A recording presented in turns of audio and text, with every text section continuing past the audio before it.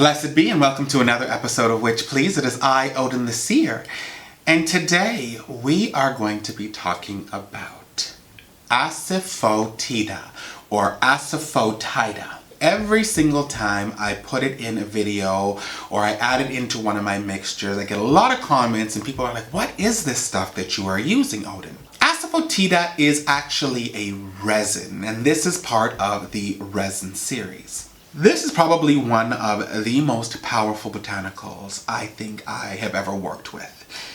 It is very strong, and as soon as you smell this, you will undoubtedly understand the power that this holds. Now, it is used in a lot of East Indian cooking. So if you go to a Middle Eastern shop or an East Indian shop and ask for hing, H-I-N-G, they will give you Asafoetida. Now, the reason why I say this is one of the most powerful botanicals that I've ever worked with is because the power it holds in regards to breaking down anything. This has the ability to break down people's protective energies. This can be used to dissolve angelic protection from people. It has the ability to be able to curse people. It has the ability to be able to remove anything. Now, you may ask yourself, why would you want to use this? Why would you want to have this in your magical arsenal? If it can work on other people, if it can break down defenses, if it can break down barriers, it can also do the same for you. This is one of the key elements that I put into my exorcism incense or my exorcism oil, because of the fact that it allows you to be able to break down old conditioning. It can break down tulpic energy. It can break down anything that has a hold over you.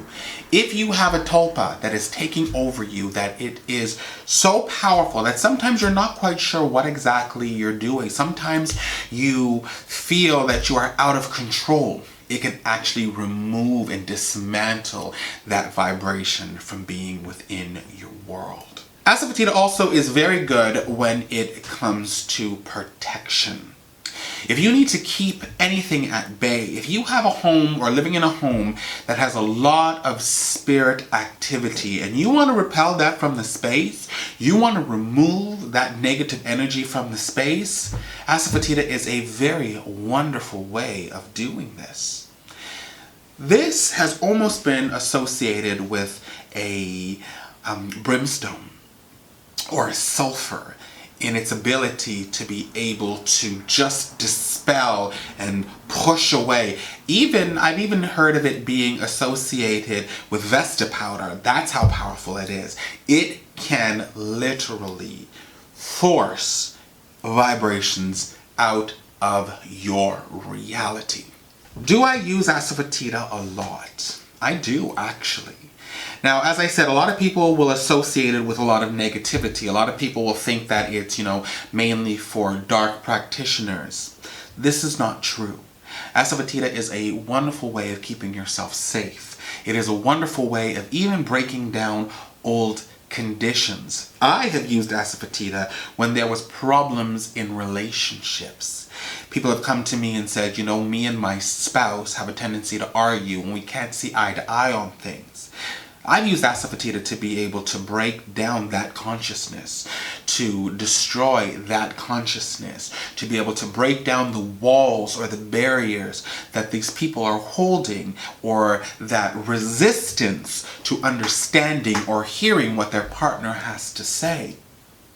This is a very wonderful and very powerful thing to have, and something that I believe all witches need to know about, and they need to keep it within their space. Just having Asafoetida in your space, nothing negative can be anywhere around Asafoetida.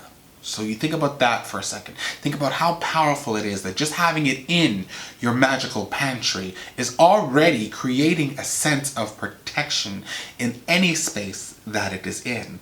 Now, it is very foul smelling, so when you open up the bottle or whatever, the bag, you're going to be like, wow, I don't necessarily know if I want to keep this stuff around my house because it is so powerful and such a pungent scent. But after you start working with it, you'll start to realize that yes, you do want to have this around your home. You want to be able to. And I have reached a point now with Asafoetida that I actually love this smell. I love the smell of it because of the fact that I can feel the energy. I can feel the power from it. Now, it's also been called devil's dung. Now, when you read a lot of books on Asafoetida, you will see that it has been associated with a lot of negative. You know, and what I try and do here on Witch Please is I try to give you both sides of the spectrum. So I'm going to try and focus more on the positive aspects of Asafoetida.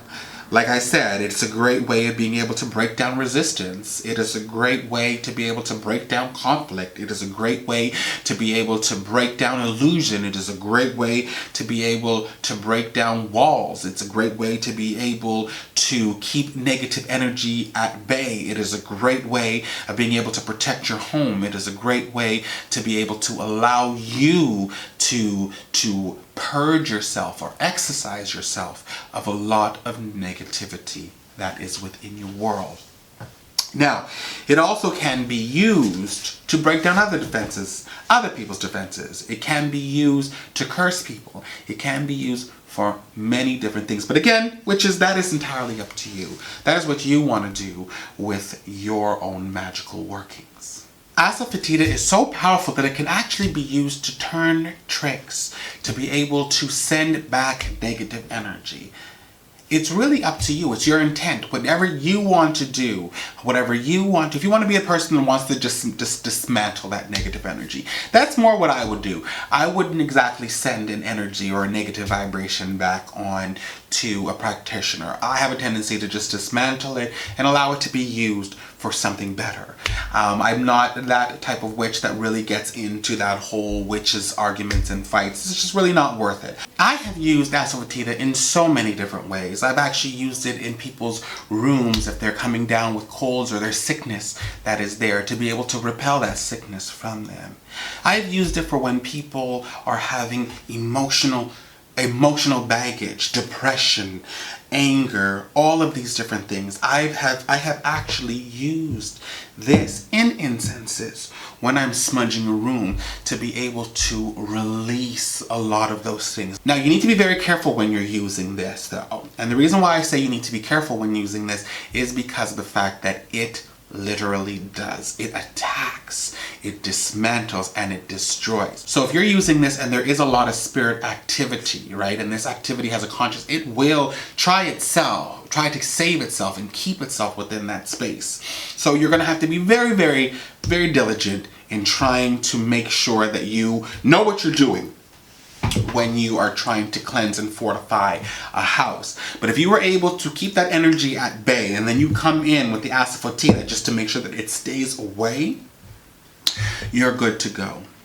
So Asafoetida is, again, as I said, one of the most important things that a witch should have in their pantry.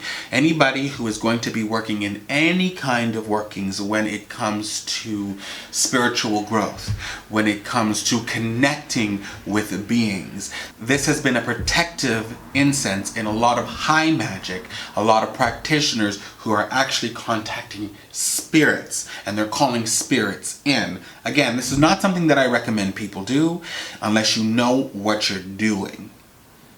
But for the new practitioner, for the practitioner who wants to really have a good grasp, a good foundation of botanicals and resins and how to use them, I can't think of a better beginner, intermediate, and advanced botanical or resin to have in your magical pantry, because anybody can use it, anybody can get great results from it.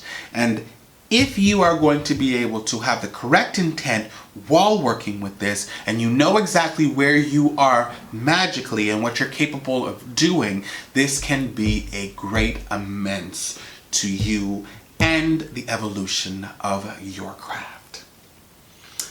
And that is our episode for today. If you have not pressed subscribe, you need to press subscribe, join the Witch Please family, and do not miss out on a thing. You can follow us on Twitter, Tumblr, Instagram, as well as Facebook. You can always send me a personal email at witchpleaseofficial@gmail.com, or you can leave a comment below. Remember to hit that bell icon so you're notified when a new video comes out, because you know you don't want to miss a thing. I said it before, and I will say it again. It is a pleasure to have you in my world. It is an honor to have you in my magic. And you are always in my heart. I will see you again on another episode of Witch. Please. I love you, boo-boos. Bye-bye.